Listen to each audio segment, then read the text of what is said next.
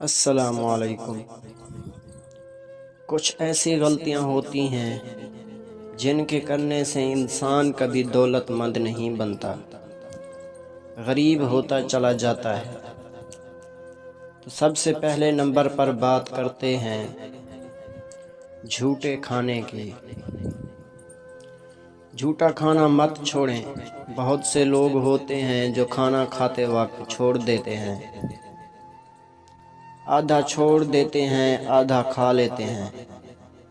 اکثر شادیوں میں، ولیموں میں ہم لوگ کھانے کو چھوڑ دیتے ہیں، اور پھر کیا ہوتا ہے کہ وہ آدھا بچا ہوا کھانا باہر پھینک دیا جاتا ہے۔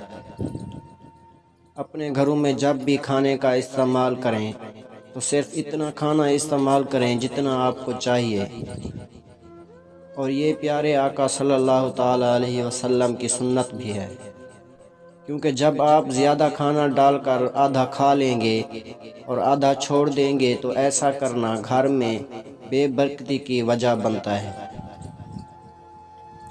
رزق اور دولت گھر نہیں آتا اور غریبی کا سامنا کرنا پڑتا ہے۔ نمبر 2، اس کے علاوہ بات کرتے ہیں جوتے اور چپل گھر میں ادھر ادھر پڑے رہتے ہیں، الٹے پڑے رہتے ہیں، سیدھے پڑے رہتے ہیں۔ اگر ایسا گھر میں ہو تو آپ کا گھر بے برکتی میں مبتلا ہو جاتا ہے۔ اور تیسری چیز، نماز کا گھر میں ادا نہ کرنا بھی ہے، یعنی فرائض تو مسجد میں پڑھ لیے جائیں اور کچھ سنتیں اور نوافل گھر میں آ کر پڑھے جائیں۔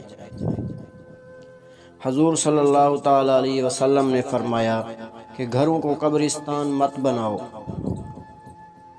چوتھی چیز فضول خرچی ہے، اور آخری اور پانچویں چیز صدقہ ہے۔